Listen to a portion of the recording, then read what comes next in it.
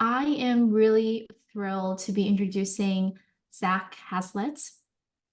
Zak is known as the outdoor therapist on Instagram and is based in Moab, Utah, where he developed a deep connection to nature, growing up alongside the Colorado River. So Zak's talk today will be exploring how nature has inspired him on his own mental health journey, and how he's working with other people to use basic concepts like nature and kindness to be transformative. So welcome, Zak. We are so excited to have you here. And maybe to start with, would love just to hear, how did nature come to be the primary modality, so to speak, that you work with? Yeah, no, that's a great question. First off, I'm happy to be here, grateful for this opportunity. And I've been like watching the chat as it's going off with people, where all they're all from and so many cool places. I guess I have to start from the beginning a little bit with my story in order to kind of preface my work as a therapist and helping other people to heal. And it all starts with my parents meeting as river guides back in the 80s. So they both moved to Moab for a college job and met there as river guides. And that's, long story short, where it all began. And so I was born and raised basically alongside the banks of the Colorado River. There's pictures of me when I was really little, just floating down the river with my parents, and they were working. They were guides, they were working, but they brought us along. And so I always was outside. I was really lucky to be able to have a childhood where I was raised outside.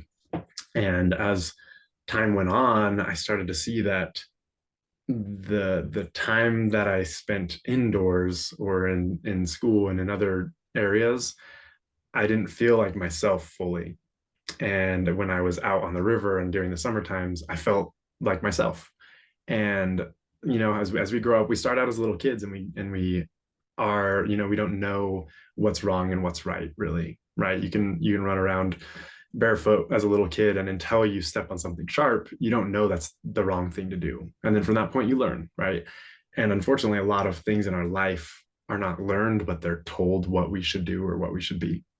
And I feel like a lot of times when we are inside and doing working and school and regular life, we'll say, we kind of get stuck feeling like we have to be a certain thing or a certain person.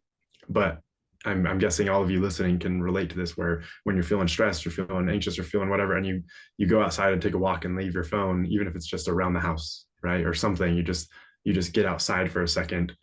It kind of grounds us. It brings us back to this reality of like, oh, I'm doing okay. Like I don't have to be a certain way or do a certain thing to be loved or respected or be enough. And it kind of just brings it all back. And so for me, being able to every summer come back from school or come back from, winter work and be outside, it just reminded me of who I am and that I don't have to be something that other people think I should be in order to exist in this world. And it was just a really grounding experience that really brought me back to that realization, basically. That's really beautiful. And it sounds like your parents were a big influence, your parents, where you grew up. Um, I'm curious, when you work with when you work with clients or people coming to you for this type of therapeutic help, how do you incorporate nature, and how do you incorporate your beautiful surroundings into your work? Yeah, that's a great question. It's funny because I feel like just being outside does most of the work, but definitely doing intentional things. So we'll do some exercises where, we'll sit by the river and we'll put our feet in the water or something, and we can feel the current going by. Or then we'll back up and we'll be our feet in the sand. And, that feeling of sand between your toes is kind of uncomfortable or whatever. And we can talk about how, like, hey, sometimes there's parts of our lives that we kind of are holding on to that we just need to let go of. What are some of those things, right? And so we can imagine it and we can think about it, but then we can also dip our feet in the water and have those things wash away, like thinking about it. And I know that sounds kind of cheesy, and it kind of is a little bit, but being out there, I've seen it and I've done it myself. And like I can feel it's just such a powerful way to bring in this experiential thing that is symbolic and powerful, that connects it to something so tangible for us, something that like is so powerful in our own life. And so maybe there's been something that you've been holding on to for a long, long time that's been holding you back. And all of a sudden, this one experience, this one exercise was finally the piece that you were missing, that you needed just to be able to finally let that go. And so there's just a lot of different things that we can bring the nature into it, but then have some intentional conversation and, frame things in a certain light so that it can be really impactful. Do you mind sharing a story, a transformation story that you've seen, either in your own life or in some that we've worked with? Yeah, just curious. Yeah. Oh, man, so many cool stories. I have one that comes to mind that I think of, and I'm going to change the names just so that, keeping things confidential. But there was a family that came on one of my trips, and for those who, haven't seen what I do or whatever, I take families out on these 4 or 5 day trips, families, couples, individuals. I'll do women's trips, I'll do men's trips, I'll do whatever group of people we want to work with. But day one of this like 4 or 5 day river rafting adventure, we'll say, and it's not like this intense wilderness like therapy thing. Like some people have this idea, especially right now, I think on Netflix and all over the place, there's these things about treatments and whatever. This is like fun. It's like a vacation, but then we have some intentional things that happen. Anyway, so there's this family that came on the river with me on day one. We have like 4 boats all strapped together, and Tommy's like over here on this boat by himself, and his dad is like right here in the middle boat, and the mom's over on the other boat, and his sister's in like the front boat, and the guides and some of the other passengers are there, and we're all kind of like talking to everyone, but they're all so far apart. And so automatically I'm like seeing this, and I'm like, there's some stuff going on here, right? There's something, I don't know what it is, but like there's something here. And so for that first day, and even the first day and a half, 2 days, I'll just get to know people. We'll just talk to them. I'll have some individual conversations with each person and just see what life is all about. What do you like to do for fun? Small talk stuff. But then also we get down to like, what do you struggle with? What are you most anxious about? What do you hope to become or be? Right. And so I kind of figure out these things that are holding them back, and also these things that are what they are longing to be. And usually I can find some sort of thing that's a pain point for each person. And from there, I kind of know how to have conversations with others to facilitate some growth. But in this particular instance, Tommy was this 15-year-old boy, and he's like, my dad's the worst. Like, he sucks. He just never even like wants to do anything with me, like classic. And then like, is his dad actually the worst? No, not really. But like, he's busy and doing all of these things. But then also, is Tommy like the easiest kid to work with? Probably not. But both of them think the other person is the problem, right? And that's where the problem lies, is when we try to blame other people for things, nothing changes, right? We stay in this perpetual state of just flatline, basically. So from there, I'm like, okay, what can we do here? I'm like, all right, Tommy, get this. Like, when we pull up to camp, I want you to go and help set up the cots and the tents, get camp all set up nice. Help your dad do that. And he's like, why would I do that? Like, my dad doesn't ever help me with anything, And I'm like, just trust, like, just give it a try, right? And then I go and talk to his dad. And I'm like, hey, like, when you get to camp, let's have, Tommy's going to come and help you. I want you to try something. And he's like, what? Like, I've tried everything. I'm like, okay, you've tried everything in that context. At home, it's very different out here. Out here, the playing ground is leveled, right? Everybody's on an equal field, and there's no power dynamics. And so I'm like, hey, when he helps you with these things, I want you to just appreciate him. Say thank you. Don't try and tell him what to do. Don't try and tell him how to do it. Just let him do it and let him learn, and just appreciate the fact that he's there helping you. And I'm like, it's going to be so hard. It's going to be really, really hard. But guess what? Camp's going to get set up. It's going to work out, right? There's no deadline. There's no life-threatening situation to, like, you know what I mean? Like, you're simply doing this thing together, and I'm going to oversee it and I'll fix the whatever if it doesn't happen, but just let it be. And so it's like a foreign concept because in the household, a lot of times it's like there's chores that need to be done or else, right? Or you can't go visit your friends or you can't, whatever, you're grounded. Whereas out here, it just it takes away that pressure a little bit. So fast forward, that happens. They actually end up kind of laughing a little bit about the tent because one of the poles was like a little bent and it was hard to get into the like slot on it. And so I was watching them and they were kind of laughing at each other. And at the end, I watched them do a little high five. And I was like, yes, I'm like, it's working. And they come back over and they pretend. It was funny because Tommy was like, pretended like he had a bad time. He's just like, that was stupid, like classic little 15-year-old boy. Like, this is so dumb. But I was watching and I know that that wasn't the case. I know that there was some emotion there that was going on that he enjoyed.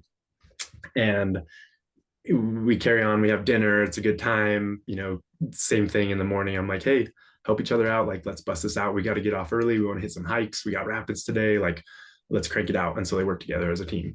That next day, so this is just day 2, right, of these 5 days. That next day, he and his dad are sitting next to each other on the boat. So like day 1, they're on opposite boats. Like they're as far away as possible. Day 2, they're sitting next to each other. Well, they're not like touching, they're just like on the same boat, but we're kind of chatting about what's going to happen today. And so I'm observing that, right? And I'm listening to some of the other conversations. I'm overhearing the mom talk about kind of how she saw them working together. And she brought it up and was like, hey, that was so cool how you guys, set up camp. Thank you so much for doing that. And Tommy was just like, yeah, it was kind of dumb, but it was like easy. Those tents aren't even hard, like those aren't even hard to do. Like, but because he felt weird. He felt weird that his parents were like saying thank you. And so it was very clear that like that doesn't happen very often. And so we fast forward, keep going. We hit some rapids. We're laughing together. It's exciting. It's a little bit scary. And then we get to camp again. I don't ask anything. Bada boom, bada bing, like tents are set up, cots are set up. They're helping the other families there set up their things. Like Dad and Tommy are like running around like they're the experts now. They're working together to make this happen. And it's been so powerful to watch like that happen. And then by the end of the trip, there's a lot more that can go into this, but for the sake of time, we'll cut a little bit short.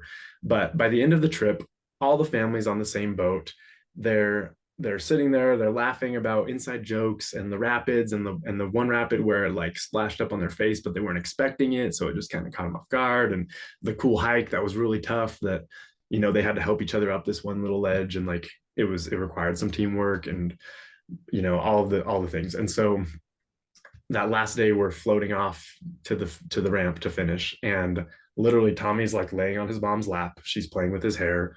The dad's there sitting next to the mom, kind of like leaning against her shoulder, and the daughter sitting right in front. And like, we're all just having a conversation, laughing about things, having a good time. And that is what it's all about.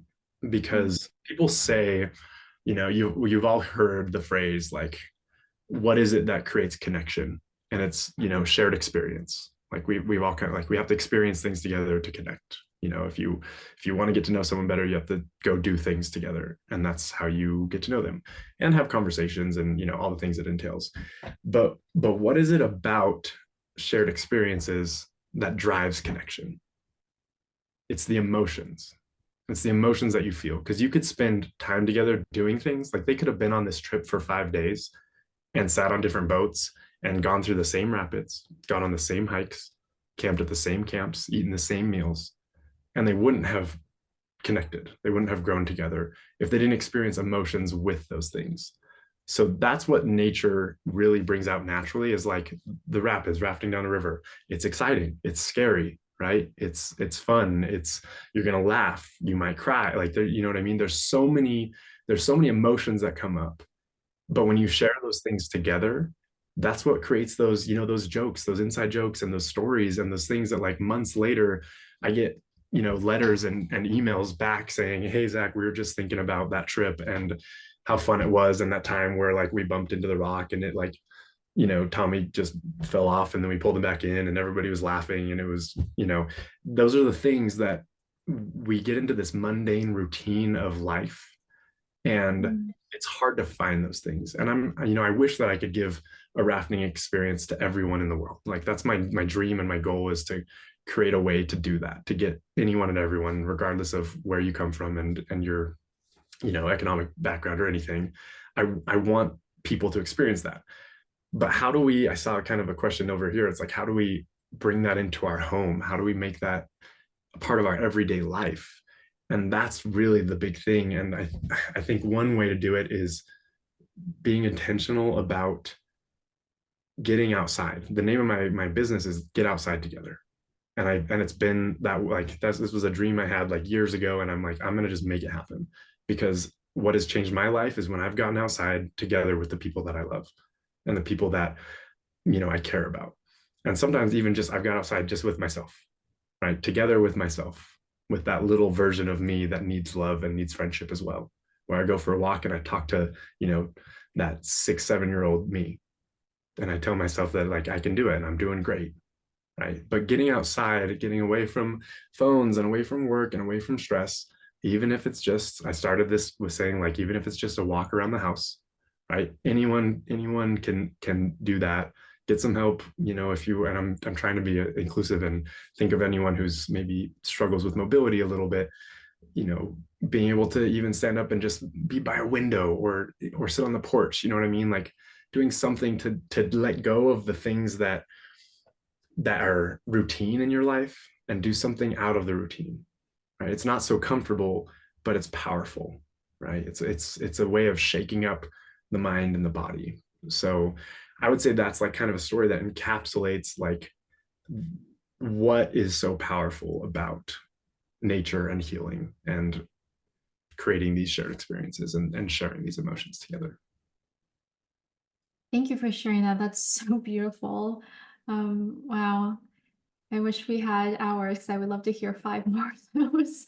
It's so inspirational. I mean, what you share about how they sat together the next day. I mean, I think that's so profound. I mean, just moving across the canoe, across the raft, that could take a lifetime's work. So wow, that's really beautiful. Um, I had a thought while you were speaking, and because I had a question, but you kind of answered it. But you you have a very, very popular Instagram and social media following, and your message just clearly resonates with so many people. And hearing you talk, I understand why it resonates with me, but what do you think about, some of your messages are very simple, like just get outside. But why do you think that, like, there are thousands, tens of thousands, millions of people out there who just really need to hear messages like that? Yeah. Excuse me. I get emotional thinking about it because I mean the past few months has been this really powerful experience for me where in January I didn't have any following on Instagram or anything. And like I knew because I had had conversations with people. I've had these trips with these families and like it's been so powerful and they've been so grateful for it. And so many people had said like, hey, you need to share more. Like you have something that people need. And like I was like, nah, I don't know. I was like embarrassed and like kind of shied away from it. So I'm like, what does that mean? Like we all have something, but I decided to lean into it and start sharing these messages. And most of them are from my journals or from conversations with friends. They're things that my friends have said to me when I've needed to hear it, or they're things that maybe I've you know wanted to say to others as well. That's been powerful. Kind of be the friend to myself that I wish I had in the hardest moments. That's what I've tried to do. And I think that's something that's so lacking, especially in the world of social media. And this is why ShareWell is like such a cool thing, where it's like finding this community of like-minded people who just want to love and be loved. They want kindness and compassion. They don't want, you have to do this if you want to be successful, or if you don't wake up at 5 a.m. and run, then like you're a failure. Like, no, that people don't need that. Some people, a small amount of people, yeah, that's going to work. But guess what? People don't care how much you know about anything until they know how much you care about them. And that's what my whole thing is I just want to be the friend to other people that I have needed and wish that I had in some of my hardest moments. And it's been the most humbling thing to see how thousands and thousands of people have resonated with things I've said, And I think the biggest thing, like you said, or you asked, is like, what is it about this that resonates with people? And I will go to my grave with this, but authenticity and vulnerability are the most contagious things. When you are trying hard to be your authentic self, and you're genuine and sincere in what you're doing, people can feel that. I mean, you can tell the difference between an Instagram page where someone actually cares and someone who just wants to make money. You can tell, right? And surrounding yourself with people who are authentic will inspire you to become authentic. And people who are vulnerable and willing to share parts of them will inspire you to be able to share parts of them, and vice versa. You doing that, and sharing with vulnerability and genuine intentions and that authenticity, it's the most contagious thing ever, right? I feel like this is long-winded, but I feel like there are two basic types of people that we follow or we go to in the world of social media. And it's like the celebrities that have a lifestyle that's like, oh, that would be cool. Like, I wish I was famous, or I wish I had all this money or whatever. So we kind of follow them with like this part of us that's like, oh, that'd be cool. But we don't, like, it's not us, it's not who we want it, but we follow it anyway, right? And then the other people we follow are the people that we watch, and it makes us feel better about ourselves. Like, instead of feeling like, oh, I'm not, what have I got to show for my life, or I'm worthless. No, they see it and they are like, man, I'm doing great. Like, you're right, I can believe in myself. Like, I am worth it. I am worth all the work that I'm doing, and I'm going to keep going, right? And so there's two different types, and I'm not saying like this is a terrible type over here, or like whatever, but I mean, imagine if you were constantly with people who you just constantly felt like they were better than you. That sucks. Like, nobody wants that, right? And so we can choose social media. We can't always choose the people that are around us. Like, sometimes family and friends and whatever, like, you can't choose everyone that's around you in life. But on social media, you can. You owe nothing to anyone on the internet, no matter what, right? And I say this all the time. I post every other week. I'm on my story. I'm like, hey, if you want to unfollow me, do it. You don't owe me anything. If I don't add value to your life, great. I want you to be happy. I want you to figure out what you need and what is best for you. Because there's no secret recipe from anyone that, like, is, if you do this, this, and this, your life will be happy, right? Mm. The greatest way to happiness is figuring out what works for you. And you can't figure out what works for you if you're constantly doing what everyone else is telling you to do. That resonates so much. It's funny, at ShareWell, we often talk about how we're just trying to create a little corner of the internet that feels safe and connective and supportive, where you can go and not feel competitive and not be judged by the best face that you can put forward, but by who you really are in that moment, as you are. And it seems like we're really aligned on that, because I mean, I find myself coming to your Instagram page and looking at some of the reels, and honestly just feeling a little bit better. So thank you. I mean, I think the world is grateful that you decided to share a little bit more of yourself and more of your stories. No, thank you. I appreciate that. I have one last question, and then we'll move on to Q&A. I see quite a few people have some questions. So the title of this talk was The Healing Power of Nature and Kindness. And I would love to hear, what does kindness mean to you? Ooh, this is a big one. I think that kindness, there's a difference between being nice and being kind. Someone who's nice has no boundaries. They usually will lack some self-respect and will do whatever. It's kind of the people pleaser. And I say that, and I hope people listening might feel like attacked or targeted, or feel like that hits them. I am and was the biggest people pleaser ever for so long, and I'm working on it. I still have lots of work to do. But I realize that that is not kind. And it's not kind, not only is it not kind to other people, but it's not kind to yourself. Mm. And I think kindness comes from wanting to be a good person, yes, but also not feeling like you need to fix people and not feeling like it's your job to do that, right? It's our job as human beings to love people and to care about people. But that doesn't mean that we need to fix them, because people are not broken things needing to be fixed. They are human beings needing to be loved and supported. And when we're kind, we can recognize when it is our time and our place to be there for someone and really like lift them up, or if it's time to be there for ourselves. Because you can only help someone to the degree to which you have helped yourself. And kind of goes along with your ability to love others and to be loved by others is proportional to your ability to love yourself. You know, if I think I'm worthless, then I probably am not able to love someone fully. But if I believe that I am worth it and that I'm a good human and that I'm worth love, worth being loved, then my ability, my heart is so big and able to love people fully. And I'm able to also let people in. And I know that's a big concept and it's hard, the whole idea of self-love. And we could talk for hours and hours about that. I would love to. On my page, a lot of my things are like self-compassion, self-love focused. But yeah, I don't know. There's a lot of definitions for kindness, but just loving yourself enough to know that you're worth loving others